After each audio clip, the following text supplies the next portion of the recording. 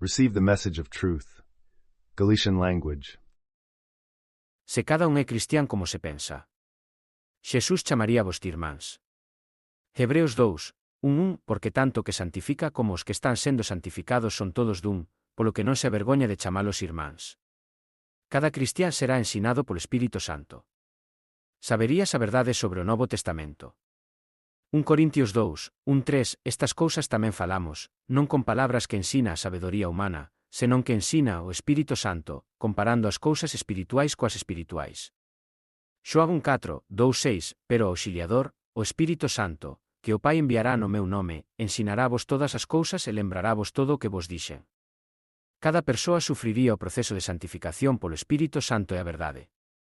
Xoán 1:7, 1:9, e por eles santifícome, para que tamén eles sexan santificados pola verdade. Romanos 1:5, 1:6, para que eu fose ministro de Xesucristo para os xentís, ministrando o Evanxeo de Deus, para que a ofrenda dos xentís fose aceptable, santificada polo Espírito Santo. Seríades verdadeiros adoradores. Xoán 4, 2-3, pero a hora está chegando, e agora é, en que os verdadeiros adoradores adorarán ao Pai en espírito e verdade, pois o Pai busca tales para adoralo. O máis probable é que cada cristián sufra porque forma parte da santificación. 1 Pedro 4, 1:6, porén, se alguén sofre como cristián, que non se avergonce, senón que glorifique a Deus neste asunto. Ninguén debe ser egoísta nin vanidoso. Filipenses 2, 2, cumpride a miña alegría sendo iguais, tendo o mesmo amor, sendo unánime, dunha soa mente.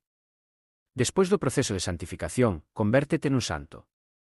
1 Corintios 6, 1:9, ou non sabes que o teu corpo é o templo do Espírito Santo que está en ti, a quen tes de Deus, e que non é o teu.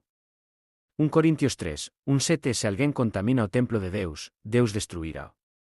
Porque o templo de Deus é santo, que templo eres ti Efesios 2, 2:0, 2:2, construído sobre o fundamento dos apóstolos e dos profetas, sendo o propio Xesucristo a principal pedra angular, 2:1 en quen todo o edificio, encaixado, crece nun templo santo no Señor, 2:2 no que tamén estades construídos xuntos para a morada de Deus no Espírito. Pero todo o mundo é crente, non cristián. Por que? As moitas denominacións deberían dicir a todos que o home está facendo as cousas á súa maneira. Ninguén ten o espírito da verdade. Todo o mundo ve a Deus ao seu xeito sen entender o camiño de Xesús. Os pastores e os líderes están diante da súa congregación chamándolles cristiáns e chamando cristiáns á súa congregación. Non entenden o Novo Testamento e non teñen idea do que trata o reino de Deus. Vanse facendo ricos dándoche información falsa. Os pastores e líderes cristiáns non terían prexudicado sexualmente aos nenos e nenas durante centos de anos e seguen facendo hoxe. Os pastores e líderes cristiáns non se enriquecerían da súa congregación. Non poderían vender libros porque todos serían ensinados polo Espírito Santo e coñecerían a verdade porque son cristiáns. Os pastores e líderes non estarían cometendo blasfemias contra o Espírito Santo diante da súa congregación e seguidores da televisión durante anos. Lucas 6, 3-9, e faloulles unha parábola, poden os cegos guiar aos cegos. Non caerán os dous no foxo, porque hai tantos asinatos e prexuizos na igrexa mentres vos chamades cristiáns. Por que os pastores e líderes fan bautismo físico en augas e son cristiáns? Por que os homes e mulleres homosexuais da igrexa se chaman cristiáns? Porque hai mulleres pastoras e líderes que controlan os homes na igrexa se todos son cristiáns. As mulleres non están destinadas a ter autoridade sobre os homes no corpo de Cristo. O home intenta facerse cristián fisicamente, pero isto non pode suceder. Como se afirma en Romanos 8, 8, entón, os que están na carne non poden agradar a Deus. Só podes facerte cristián espiritualmente. Necesitas o Espírito de Cristo, o Espírito de Deus e o Espírito da verdade para facerte cristián. Mateo 2:8, 1:9, 2:0 dache a definición de cristián.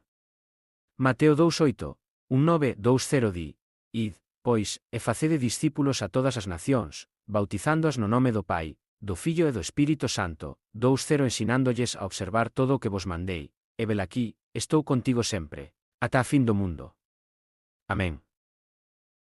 Deus deixa claro que aqueles que teñen o Espírito de Deus e o Espírito da verdade son os verdadeiros cristiáns. Xoán 4, 2:3, 2:4 afirma, pero a hora está chegando, e agora é, en que os verdadeiros adoradores adorarán ao Pai en espírito e verdade, pois o Pai busca tales para adoralo. 2:4 Deus é espírito, e os que o adoran deben adoralo en espírito e verdade. 1 Corintios 2, 1:4 Pero o home natural non recibe as cousas do Espírito de Deus, porque son unha tontería para el, porque son discernidos espiritualmente, dándolle a metade da súa renda para axudar aos pobres varias veces por semana. E non é o que fai que o seu veciño sexa un mal le constantemente as escrituras do Antigo Testamento todos os días para buscar inspiración. Oras constantemente pero non entendes a parte espiritual de ti mesmo nin entendes o Novo Testamento. Tiches unha longa vida e finalmente morreches. A xente di que es un bo cristián. Primeiro de todo, non podes facerte cristián co teu corpo físico. En segundo lugar, debes ser un santo para camiñar con Deus e co Señor Xesucristo.